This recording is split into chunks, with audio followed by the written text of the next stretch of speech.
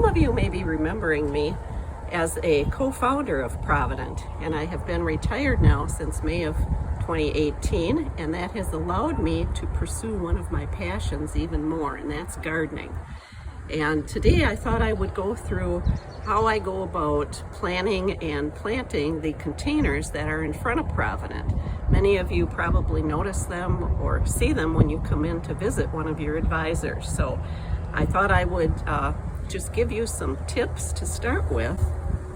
Just as in financial planning, gardening has a lot of pre-planning, and the planning actually takes much longer than the actual planting. So first of all, you want to kind of look at your container, and these containers have been here at Provident for a very long time, but they are rather large, and if you're picking out a container, the one thing you really need to look at is making sure it has a very large drainage hole at the bottom, because as you're watering, you want to make sure the water is going through the soil and draining out the bottom. If it stays in the soil, particularly at the bottom of the pot, the roots of your plants are going to rot, and you don't want that to happen because the plant is going to die.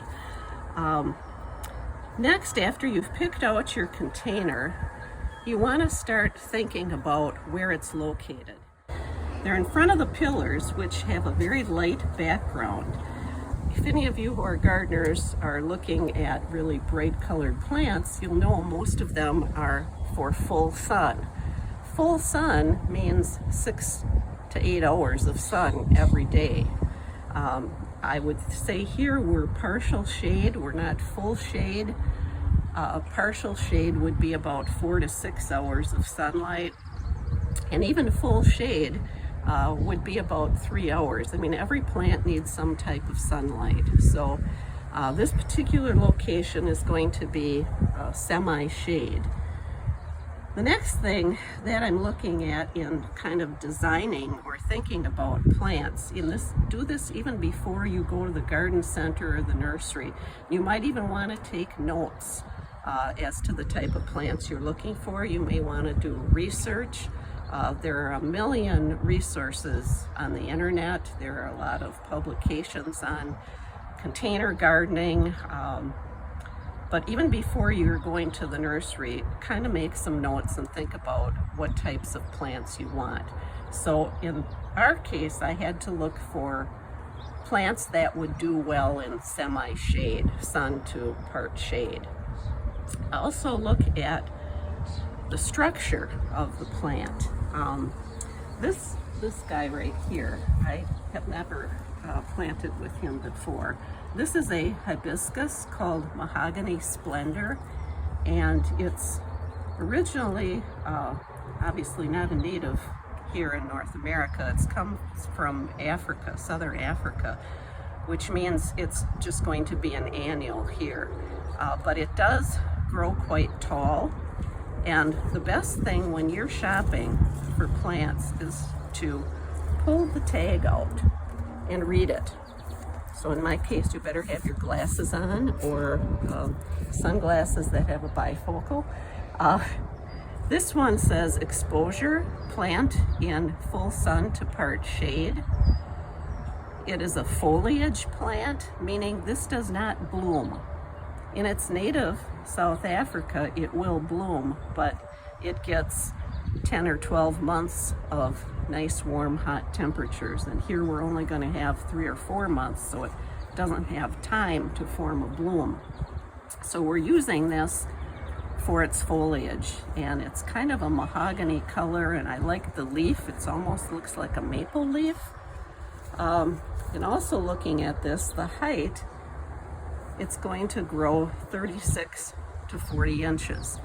So as a general guide, if you have a pot, I'm guessing this is maybe about 2 feet tall, you want the back plant, or the plant that is your specimen plant, to be at least as tall or taller than the pot you're putting it in, so that you have some nice contrast. And sometimes I'll just set them in the pot see how they're going to be placed first. And you'll note I've already put the soil into the pot, and be sure you're using a soil that says it's a potting mix. If you're using just regular soil from your garden, it's going to compact too much to put into a container like this. You need to make sure you have soil that has some vermiculite in it and that is coarse enough to allow the water to drain, and it should be fairly loose. All right, let's start. We'll start with our taller plant from the back first, and if you notice, there's a little indentation where I had the pot. So that gives me a good indication of where to start digging a hole. And you'll also notice how nice and soft and easy to work with and how loose this soil is. Now I've dug a hole that's about the same size, the depth as the plant. You don't want to plant the plant too deep. And we'll take the tag out, but save the tag because it's a nice reminder. I always forget what I've planted. So just kind of squeeze the pot and push from the bottom and the plant should pop out. You'll notice this plant has a lot of roots. And it's a little root bound because it's going to be a large plant and it's been cooped up in this little pot.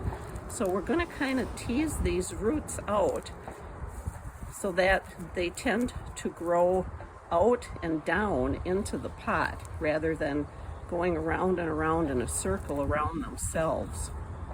So we're going to put it in the pot, kind of turn it to where you think it's going to really look nice. And then we'll fill the soil back in around. And again, you want to make sure to leave this about level with your pot.